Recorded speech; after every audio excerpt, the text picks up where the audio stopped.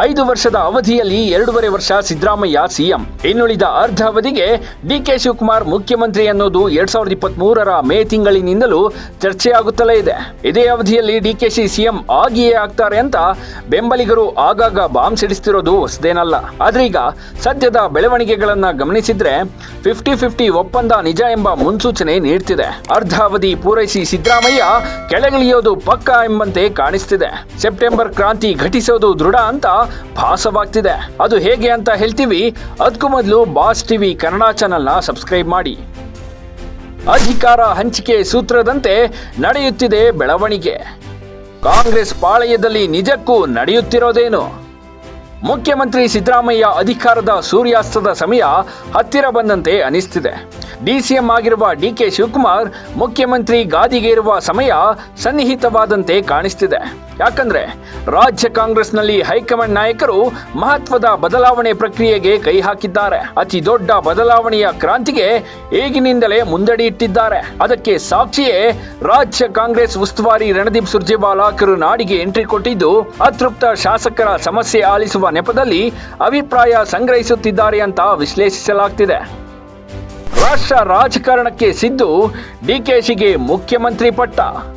ರಾಜ್ಯ ಕಾಂಗ್ರೆಸ್ ಸರ್ಕಾರ ಅಧಿಕಾರಕ್ಕೆ ಬಂದಾಗಿನಿಂದಲೂ ಅಧಿಕಾರ ಹಂಚಿಕೆ ಬಗ್ಗೆ ಚರ್ಚೆ ನಡೆಯುತ್ತಲೇ ಇದೆ. ಹೈಕಮಾಂಡ್ ಅಂಗಳದಲ್ಲಿ ಅಧಿಕಾರ ಹಂಚಿಕೆ ಒಪ್ಪಂದ ಆಗಿದ್ದರೂ ಕುರ್ಚಿಯಿಂದ ಸಿದ್ದರಾಮಯ್ಯ ಕೆಳಗಿಳಿಯೋದು ಅಷ್ಟು ಸುಲಭದ ಮಾತಲ್ಲ.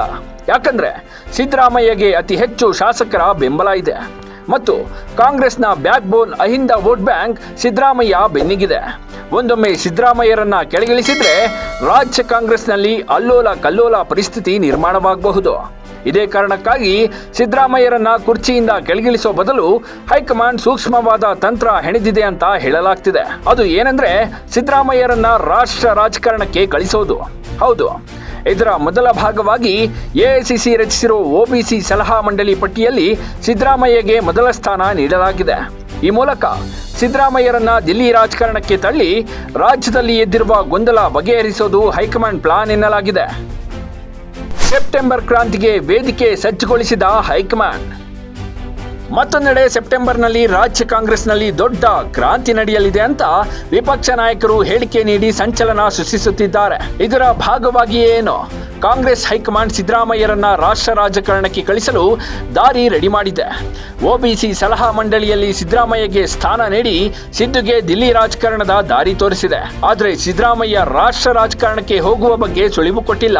ಒಂದೊಮ್ಮೆ ಹೈಕಮಾಂಡ್ ಹೇಳಿದಂತೆ ಸಿದ್ದು ನಡೆದುಕೊಂಡ್ರೆ ಅನಿವಾರ್ಯವಾಗಿ ಸಿಎಂ ಸ್ಥಾನ ತ್ಯಾಗ ಮಾಡಬೇಕಾದ ಪರಿಸ್ಥಿತಿ ಬರಬಹುದು.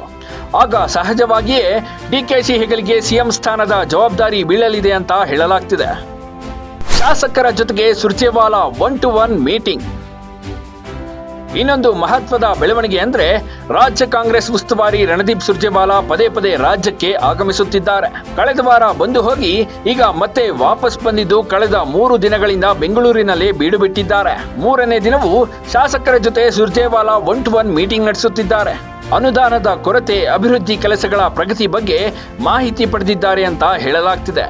ಇನ್ನು ಕೆಲವು ಶಾಸಕರು ಸುರ್ಜೇವಾಲಾ ಮೀಟಿಂಗ್ ವೇಳೆ ಡಿಕೆಶಿ ಪರ ಬ್ಯಾಟಿಂಗ್ ಮಾಡಿದ್ದಾರೆ ಅನ್ನೋ ಸೀಕ್ರೆಟ್ ಹೊರಬಿದ್ದಿದೆ. ಸಹಜವಾಗಿಯೇ ಈ ವಿಚಾರ ಭಾರಿ ಕುತೂಹಲಕ್ಕೆ ಕಾರಣವಾಗಿದೆ. ಒಟ್ನಲ್ಲಿ ರಾಜ್ಯ ಕಾಂಗ್ರೆಸ್ ಮನೆಯಲ್ಲಿ ಅಧಿಕಾರ ಹಂಚಿಕೆ ಒಪ್ಪಂದದ ಕಿಚ್ಚು ನಿಧಾನಕ್ಕೆ ಕೆಲಸ ಆರಂಭಿಸಿದೆ. ಕಾಂಗ್ರೆಸ್ ಪಾಳೆಯದಲ್ಲಿ ಘಟಿಸುತ್ತಿರುವ ಒಂದಿಷ್ಟು ಬೆಳವಣಿಗೆಗಳು ಸ್ಫೋಟಕ ಸುಳಿವು ನೀಡುತ್ತಿದೆ. ಆದ್ರೆ ರಾಜಕೀಯದ ಕೊನೆಗಾಲದಲ್ಲಿರುವ ಸಿದ್ದರಾಮಯ್ಯ ಅರ್ಧಕ್ಕೆ ಅಧಿಕಾರದಿಂದ ಕೆಳಗಿಳಿಯುತ್ತಾರಾ ಅಥವಾ ಡಿಕೆಶಿಗೆ ಬಿಟ್ಟುಕೊಡದೆ ಪೂರ್ಣಾವಧಿ ಪೂರೈಸುತ್ತಾರಾ ಅನ್ನೋದು ಭಾರಿ ಕುತೂಹಲ ಹುಟ್ಟುಹಾಕಿದೆ.